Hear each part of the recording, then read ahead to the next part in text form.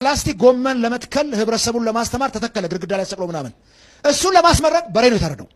ጎመን ተክል ለማስመረቅ በሬ የሚያርድ ማህበረሰብ ከ10% በላይ ዋጋ ጭማሪ ተደርጎበት የሚያድራ አገር ነው እየሆነ ያለው። እንዳመጣጣቸው ጉዞ ካልተለየ ትላቸዋል። እንዳመጣጣቸው ጉዞ ካልተለየ በእርምጃቸው ብቻ ውድቀታቸው ታየ። የድሮቹ ሹማምንቶች በህዝብ ገንዘብ ውስኪ ነበር የሚራጩት። የአሁኖቹ ደግሞ እግዚአብሔር ይመስገን አልኮል ስለማይጠጡ በመኪና ነው የሚወራወሩት።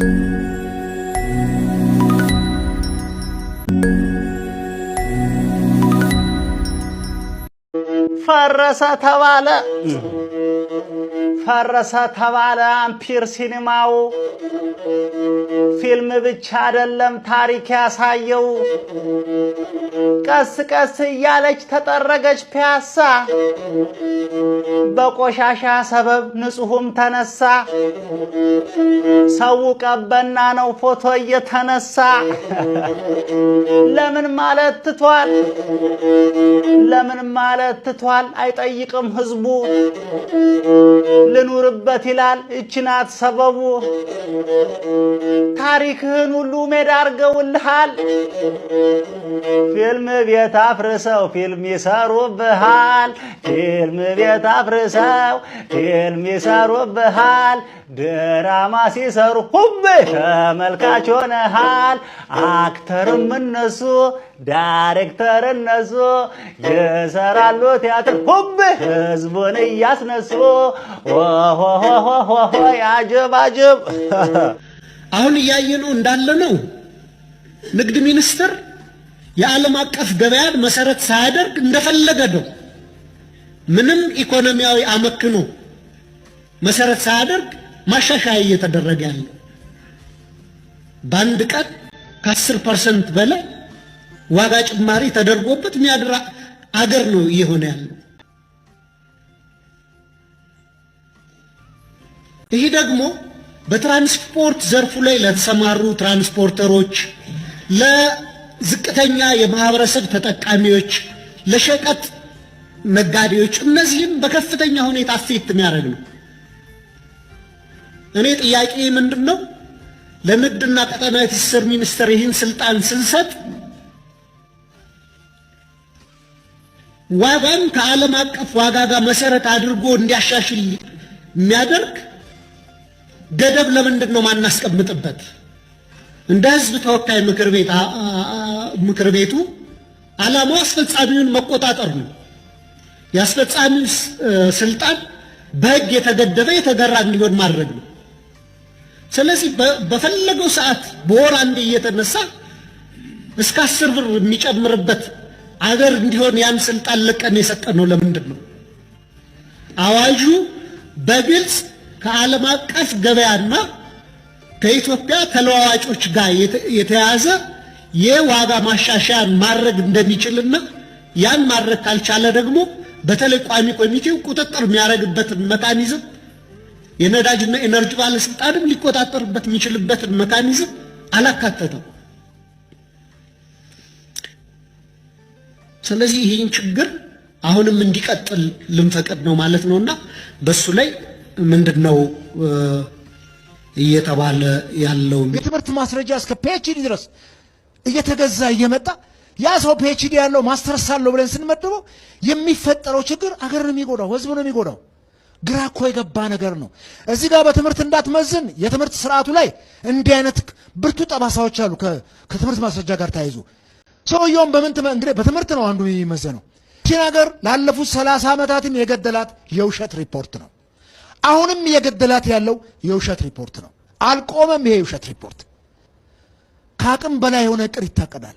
የማይተገበር እቅድ፣ የተስፋ እንጀራ ተቆርሶ የማይበላ በአግባቡ ታቅዶ በአግባቡ የሀገር ሀብት ላይ በጀት አግባብ የሌለው ዝም ብላችሁ ከሄዱ ከቀበሌ ጀምሮ ከወረዳ ጀምሮ የሚከፈለው አበል ከእያንዳንዱ ሹመኛ ባለስልጣን ደሞዝ በላይ ነው። ከእያንዳንዱ ሹመኛ ሲቪል ሰርቪሱ ግን ደሞዙ ጠግሮበት ወራላ ደርስ ብሎ ስቃዩን ሳይና ያለን ዜን መፈተሽ ነው። ይሄ የሚወጣው የመንግስት አበል ለምን ዝም ብሎ ለትርኪ ምርኪ ነገር ይወጣል? አሁን በቅርብ ሲነግሩን አንድ እዚሁ አዲስ አበባ ውስጥ አንድ ወረዳ ላይ ይሄ በፕላስቲክ ጎመን ለመትከል ህብረተሰቡን ለማስተማር ተተከለ፣ ግድግዳ ላይ ሰቅሎ ምናምን። እሱን ለማስመረቅ በሬ ነው የታረደው። ጎመን ተክል ለማስመረቅ በሬ የሚያርድ ማህበረሰብ ነው ያለን። ሁሌ ከዜሮ ነው የምንጀምረው። እንባ ጠባቂም ጸረ ሙስናም የሰማዋች ሁሌ ከዜሮ። እነኚህ መስሪያ ቤቶች ከመቼ ጀምሮ ነው ስራ የጀመሩት? እንኮን ነው የወያኔን ዘመን ችግር የለውም። ከፖለቲካው ነፃ ቢሆን ኖሮ የመንግስት ተቋም እነኚህ ተቋማት ራሳቸውን ችለው ፖለቲከኞች በተቀያየሩ ቁጥር ችግር ውስጥ አይገቡም፣ ከዜሮ አይጀምሩም ነበር። መጀመሪያ ነው እነሱ ተዋቅረው መሰራት ያለባቸው። ያደጉት ሀገሮች መንግስታት ሲቀያየሩ፣ ፓርቲዎች ሲቀያየሩ እኮ ተቋማቱ በዛው ነው የሚቀጥሉት እኮ፣ እድሜ የጠገበው ነው። እኛ ሀገር ላይ ሁሌ ከዜሮ የምንጀምረው ፖለቲካው ስለሚያንቦጫርቃቸው ነው። ይሄን አክሴፕት አድርጋችሁ ተቀበሉ። ዛሬ ተመሳስለ ልታልፍ ትችላል። ዛሬ ትክክል ናቸው የምትላቸውን ሰዎች ደግመ ሊጨበጨብልህ ይችላል። ዛሬን ታመልጥ ይሆናል። እመነኝ፣ ከነገ ግን አትተርፋት። ከነገ አትተርፋት። ስለዚህ ሰው የሚባለውን ግብርህ ያዝና ከማንም ጋር ሳትመሳሰልና ሳታስመስል እውነትን ይቻ ይዘህ ትቆምና ለበቀቀኖችና ለእስስቶቹ ከአዝማሪው ባንጃው ላይ ግጥም ትዋስላቸዋል። እንዳመጣጣቸው ጉዞ ሱቅን ዝጋና ውጣ።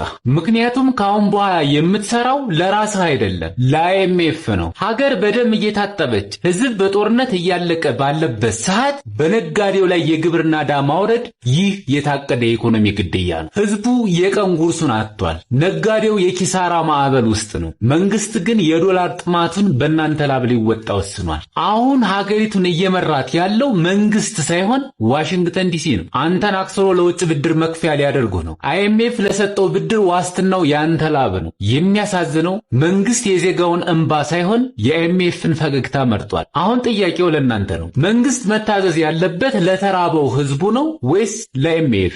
እኔም ነጋዴ ነኝ የምትሉና ይህ ግፍ የሚሰማችሁ ሰዎች ሀቅ ነው ብላችሁ ኮሜንት ላይ ጻፉ። ካልተነጋገርን ሁላችንም አብረን እንሰጥማ።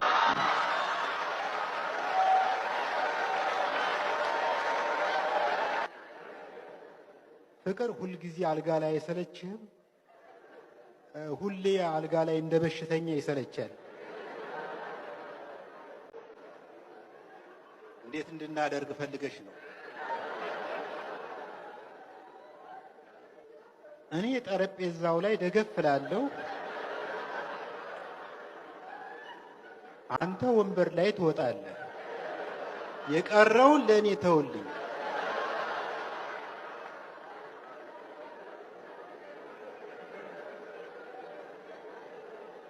ሳሎናችን ውስጥ እግሩ የሚንቀጠቀጥ የሳጠራ ወንበር አለ። እዚያ ላይ ወጥቼ አምፖል ገጣሚ መስዬ ቆምኩ።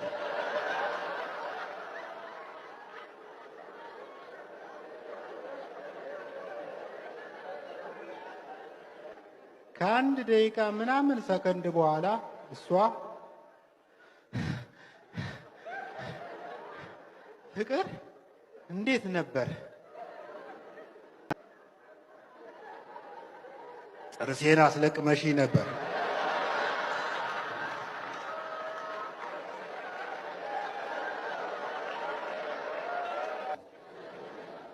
መላው ሰውነቴን ደግሞ ባይፈርስ ብዬ ሰይሜዋለሁ። በመጨረሻ ሚስቴን ቤብዬ እስቲ ለሱ ደግሞ አንቺ ስም አውጭለት፣ ለአጅሬ አንቺ ስም አውጭለት አልኳት። የሚገርማችሁ ነገር የጠበቁት አናጋው ትሏለች ብዬ ነበር።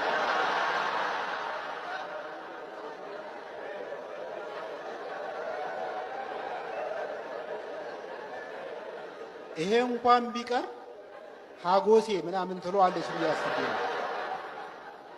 እሷ ምንም ሳታመነታ ቢያድግልኝ ብዬዋለሁ።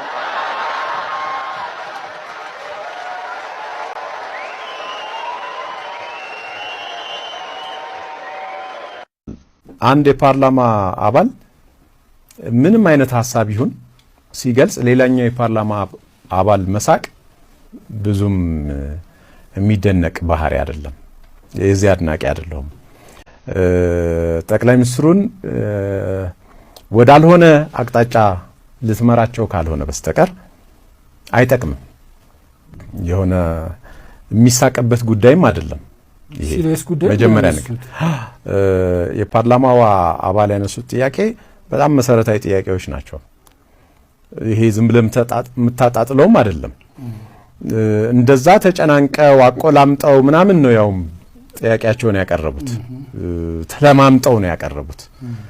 እንደ መብቴ ነውም አይደለም አቀራረባቸው።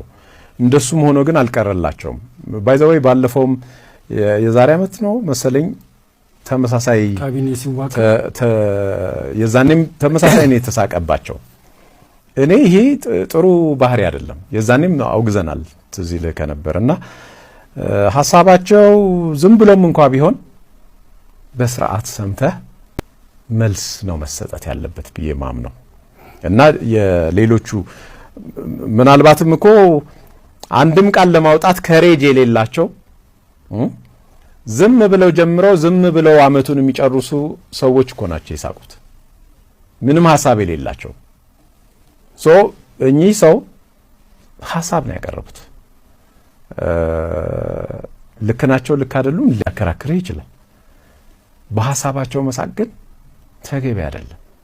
በራፊ ቡቱቶ በኮተት መካከል ወድቄ ብገኝም የእናንተን ያህል ግን ያበድኩ አይመስለኝ።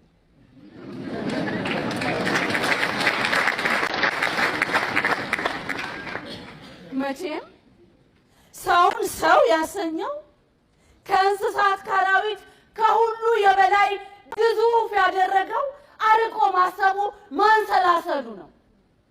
እናም ይሄ ፍጥረት ሰው ነው የሚሰኘው። ነገ ብሎ የሚለው በልቡ የቋጠረው የእምነት ቅኝት አለው። ህሊና የሚለው የሚዛን ልክ አለው እንጂ ያሻውን አውርቶ ያሻውን ቀምቶ አርቆ ማስተዋል ነገ የሌለበት ለምን ይሉን ሐሳብ እንዴት ይሉን ስሌት የማይመረምረው ዝም ብሎ የሚኖር እንስሳ ብቻ ነው። አዎ ከእይታም በላይ ገዝፎ የረቀቀ ሰው መሆን ሚስጥሩ ጥልቅ ነው የራቀ።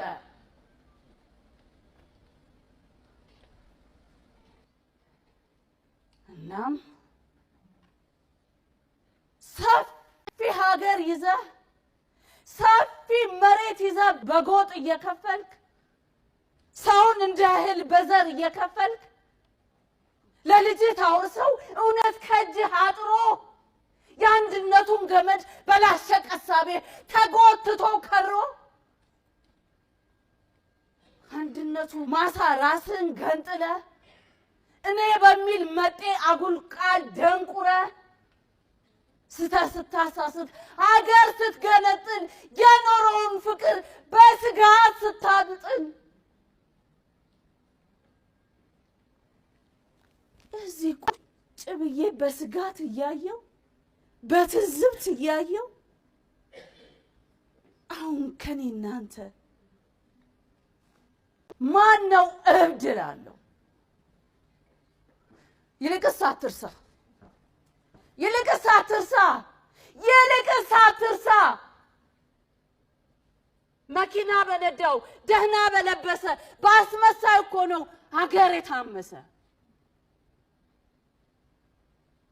በራፊ ቡቱቶ በኮተት መካከል ወድቄ ብገኝም ያማረ የቅንጦት ቪላ ባይኖረኝም እኔ ካንተ በላይ ያበድኩ አይመስለኝም።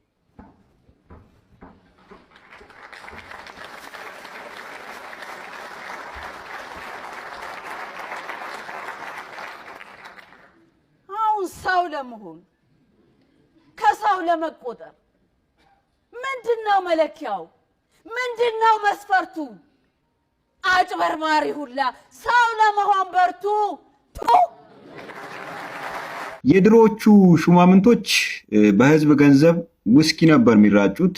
የአሁኖቹ ደግሞ እግዚአብሔር ይመስገን አልኮል ስለማይጠጡ በመኪና ነው የሚወራወሩት። ክብርት የአዲስ አበባ ከተማ አስተዳደር ከንቲባ ወይዘሮ አዳነች አቤቤ ሰሞኑን እንግዲህ የላቀ አፈጻጸም ላሳዩ ሴክተር መስሪያ ቤት ኃላፊዎች እንግዲህ የመኪና ሽልማት አበርክተዋል። ይሄ የመኪና ሽልማት እንግዲህ በዚህኛው ዓመት ብቻ ወይም ደግሞ በ2018 ዓ.ም ብቻ የተካሄደ ወይም ደግሞ የተሰጠ አይደለም። ከዚህም በፊት በተደጋጋሚ ለተለያዩ ሴክተር መስሪያ ቤት ኃላፊዎች እንደዚህ የመኪና ሽልማት ሲካሄድ ሲሰጥ እናያለን። ግን እኔ ያልገባኝ 2017ም ከዛም በፊት እንዲሁም ደግሞ ዘንድሮም ሴትዮ በተደጋጋሚ እየመጣች ከወይዘሮ አዳነች አቤቤ የመኪና ሽልማቶችን እየተረከበች ትገኛለች። አሁን ለምን መኪና ተሸለሙ ምናምን የሚል ጥያቄ ውስጥ አልገባም። እዛ ውስጥ ከገባን የበጀት ብክነት፣ ብዙ ነገር ከህዝብ የተሰበሰበ ገንዘብ በትክክል የሚገባው ቦታ ላይ አልዋለም የሚሉ ብዙ ጥያቄዎች ማንሳት እንችላለን። እሱን እንተው። ግን እነዚህ መኪኖች የማን ንብረት ነው የሚሆኑት? ወይም ደግሞ እነዚህ መኪኖች ከወይዘሮ አዳነች አቤቤ በሽልማት ለሴክተር መስሪያ ቤት ኃላፊዎች ከተሰጡ በኋላ በሴክተር መስሪያ ቤት ውስጥ የሚሰሩ ሰራተኞች በየዕለቱ በየተራ ይነዷቸዋል፣ ይገለገሉባቸዋል ነው? የሴክተር መስሪያ ቤቱ ኃላፊ እንደ ግል ንብረታቸው ይጠቀሙበታል ነው? የመኪኖቹ ዕጣ ፈንታ ምንድን ነው? እኔ ስለማይገባኝ ነው። አሁን እንደምትመለከቱት ይሄ የመኪና ድርድር በጣም ቢሊየን የሚያወጣ የመኪና ስብስብ ነው። ይሄን ሁሉ ገዝቶ ለሴክተር መስሪያ ቤቶች ማከፋፈል፣ መንግስት የመደበላቸው የሚገለገሉበት የራሳቸው መኪኖች አሏቸው ሁሉም መስሪያ ቤቶች። ተጨማሪ ግን እንደዚህ አይነት መኪኖችን ገዝቶ መስጠት አንድ የበጀት ብክነትስ አይደለም ወይ? ገንዘብ እየባከነ አይደለም ወይ? እዚህ ጋር ግብር የምትሰበስቡበት ህዝብ ተማሮ ግብሩን ከየት አምጥቼ ልክፈል እያለ ቢዝነሱን እየዘጋ ከቢዝነሱ እየወጣ ነው። የቤት የቦታ ግብር፣ የጣሪያና ግድግዳ እንዲሁም ደግሞ አሁን አዳዲስ እየመጡ ያሉ ታክሶች ሰው ራሱ ከሚከፍለው የታክስ ብዛት አንጻር የቱን እንደከፈለ የቱን እንዳልከፈለ መርሳትና መዘንጋት በጀመረበት በዚህ ታይም እናንተ እንደዚህ የምትጫወቱበትን ገንዘብ ከየት ነው የምታወጡት? ወይስ ደግሞ መስሪያ ቤቶቹ ወይም ደግሞ ሴክተር መስሪያ ቤቶቹ የሚጓጓዙበት የመኪና እጥረት ገጥሟቸዋል? የመንግስት በጀት ከህዝብ አይደለም የሚመጣው። ህዝቡ በችግር የተጠበሰ የመንግስት ያለህ እያለ በሚጮህበት በዚህ ታይም እንደዚህ አይነት ስጦታዎችን መሰጣጣትና እንደዚህ አይነት አላስፈላጊና የኤክስትራ ወጪዎችን ማውጣት ለምን አስፈለገ? ተገቢ ነው ወይ የሚል ጥያቄ ዜጋው ይጠይቃል። ማን እንደሚመልስለት አናውቅም። ዜጋው ግን ይጠይቃል። የሰራሁት እሱም ብቻም አይደለም፣ ያባረረኝን መስሪያ ቤት ቀጥሬ ነው ያሰራሁት። ባይገርማችሁ ጀስት ማለት በጣም ብዙ ውጣ ውረዶችና ጭቅጭቅ በኋላ በጉልበቴ ነው ያደረኩት፣ ራሴን ማሳመን ስለነበረብኝ። ያን ሙዚቃ ካሴት አልበሙ አልቆ ደግሞ ራሴው ነኝ ፕሮዲውስ ያደረኩት። በነገራችን ላይ በጣም ጎበዝ ነኝ ገንዘብ ስቋጥር በጣም ምክንያቱም አላማና ኢላማ ስለነበረኝ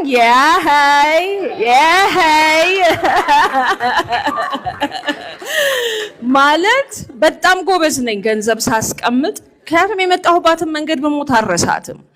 ምክንያቱም አንድ የሆነ ነገር መሰናከል ቢኖር የአባቴ ድምፅ ነው ትዝ የሚለኝ። ምክንያቱም እሱን የማውቀው ነገር የለም ብዬ ከቤት ተባርሬ ወጥቼ ነው። በነገራችን ላይ for your information ከቤት ተባሮ መውጣት አለ፣ ሙዚቃ መስራት አለብኝ ብሎ መደንፋት አለ፣ ምን አለና ይሄንን መንገዱን ለማስተካከል ብዙ ነገሮችን ተቆጣጥሬ ነው የምኖር የነበረው እና በጣም ገንዘብ አጠራቅማለሁ። ያኔ ሰው ሙዚቃ ቤት ሄዶ ምን ብሎ አሳታሚ ፈልጎ ሲሰራ ጽድና ገብረ ማርቆስ ግን ገንዘቤን ሆጭ አድርጌ ነው ገዴን አልበም የሰራሁት። ገንዘቤን አውጥቼ ነው የሰራሁት። እሱም ብቻም አይደለም፣ ያባረረኝን መስሪያ ቤት ቀጥሬ ነው ያሰራሁት። ባይገርማችሁ ጀስት ማለት ትንሽ እንትንም አለ፣ ትዕቢትም አለ፣ ኢጎ አለ። አባረውኛል አይደል? I'm gonna show them የምትልም ትዕቢት ነበር።